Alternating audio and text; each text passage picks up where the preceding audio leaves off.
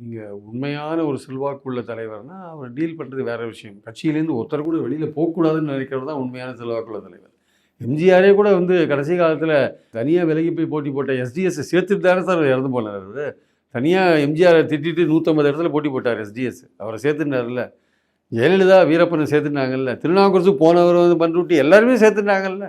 அதனால் வந்து நம்ம பாயிண்ட் என்னென்னா வந்து ஒரு செல்வாக்கு மிக்க தலைவர் கட்சியிலேருந்து ஒருத்தர் கூட போகிறத விரும்ப மாட்டார். கூடியவரையும் கட்சியை அரவணைத்து கொண்டு போவார்.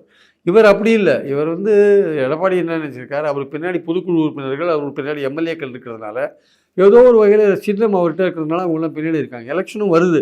எலெக்ஷன் வரும்போது நம்ம இவரை விட்டு போக வேண்டாம், கட்சி சின்னம் அவர்கிட்ட இருக்குது, கட்சி நம்ம போட்டி போடுறதுக்கான நிறைய பேர் ட்ரை பண்ணுவாங்க. அப்புறம் எலெக்ஷன்றது வந்து ஒரு பணம் விளையாடுற ஒரு இடமா இருக்கிறதுனால கட்சிக்காரங்களுக்கு பணம் கிடைக்கிறதுக்கான வாய்ப்புகள் இருக்குது. இந்த நேரத்தில் அவரை விட்டு நம்ம ஏன் போகணுன்னு ஒரு எண்ணத்தில் அவங்க இருக்கலாம். ஆனால் அதுக்குன்னு எடப்பாடி வந்து பெரிய ஒரு செல்வாக்கு மிக்க தலைவர் ஆகிட்டார்னா, கடந்த காலத்தில் அவர் தனியாக வாக்கு பெற்று முதல்வரான சரித்திரமும் கிடையாது. அவர் பெரிய அளவுக்கு வெற்றி பெற்ற சரித்திரமும் இங்கே இல்லை. 10 தோல்வி பழனிசாமிலாம் சொல்கிறாங்க.